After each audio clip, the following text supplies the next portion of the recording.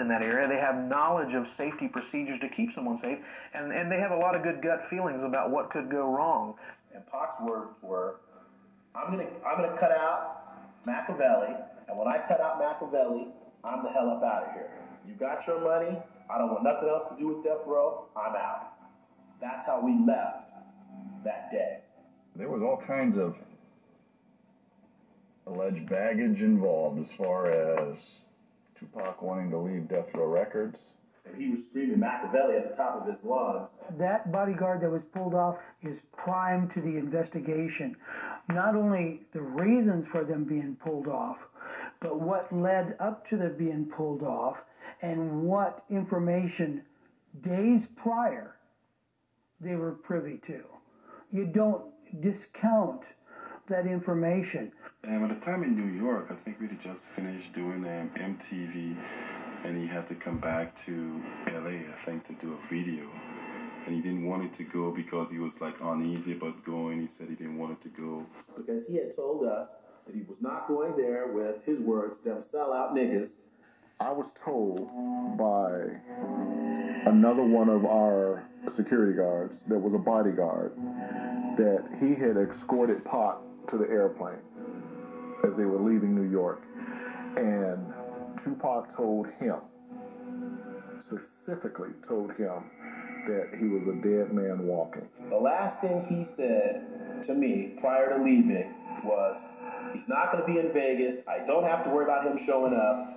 And don't worry about it because he won't be there. He didn't feel like he didn't want to go to Vegas. I don't even think he wanted to do the video.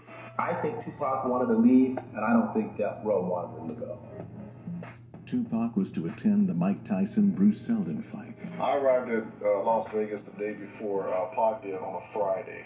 September 6th, 1996. He did not want to go to Vegas. Matter of fact, he fought off going to Vegas all the way to the last second. And when I got there, I was surprised to see him there. We met at an attorney's house. George Kalesis. George Kalesis was the attorney for Club 662. Kalesis was a prominent attorney in Las Vegas, known for Clark County judges who owed him money. In fact, several cases that were represented by Kalesis' firm were awarded favorable decisions, and at no time did the judges make it known that they were in literal debt to Kalesis. And on the subject of not knowing, it was a common conception that Knight owned Club 662 when he did not. Like many of the Death Row legends, this is also a lie. Reggie asked me to ride with him to the meeting. I was actually going to ride with Michael Moore. He began to tell me about how he was upset at Kevin Hackey, and that Kevin Hackey had my Nextel two-way cell phone radio that should have been given to me when I arrived in Vegas. It's huge. You know, one of the things you'll see throughout history, even in a military assassination, is the fact that let's take out communications. The same is true in an assassination, in the elimination of a single person. Let's make sure that they can't call for help. Let's make sure that they can't communicate with each other. If they're in trouble, why would we want them to be able to tell anyone what's actually going on? Ask somebody Chinese, if you're watching this tape, don't just say 2 egg rolls. Them, keep them away from their protection, take away their communication back to whoever can help them, isolate that victim, you're going to have a more successful mission. One cannot ignore the ability to communicate. We're in an instant communication era. At the behest of Reggie Wright Jr., all of the bodyguards Before we had a meeting at an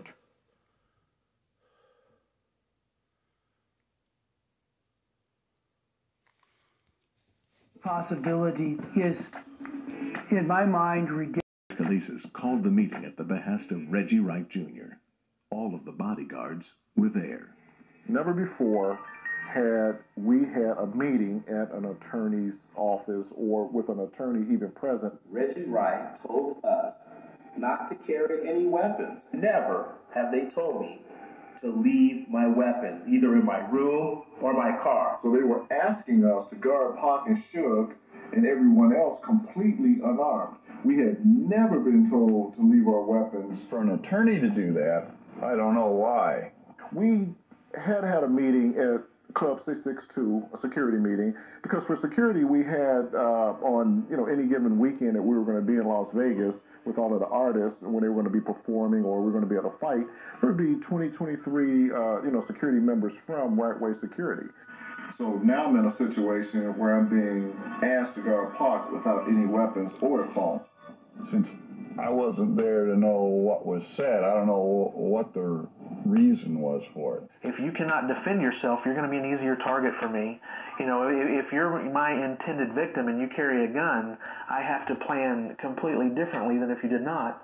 So if I can get you to be unaware of the danger, if I can get you not to carry the gun or have any personnel with you that are armed, you're that much of an easier victim and an easier hit. That's a great part of the plan if you could accomplish that, to get rid of any firearms, because as the hitter, as the shooter, as the planner, you're protecting yourself. It was a special meeting. He was called in to be at his office on a Saturday to meet with all of us. Why would I leave my weapons in a vehicle or in the hotel room, and I'm personally guarding Pac in one of the most hottest places to be? And what that's going to make it is a bodyguarding incident where you would be, only thing you would have on you is your person. And Michael Moore made the biggest hoorah about the weapons. I informed Reggie that I wasn't taking my weapon off for no one.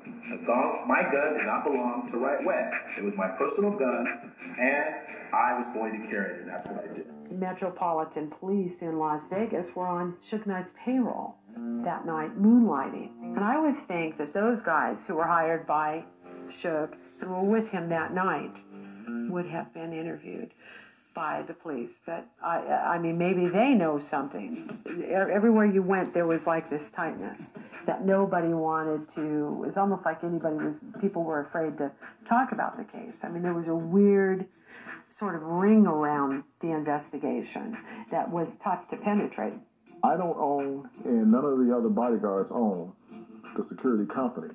So when you're given a directive to do something, you have to follow it.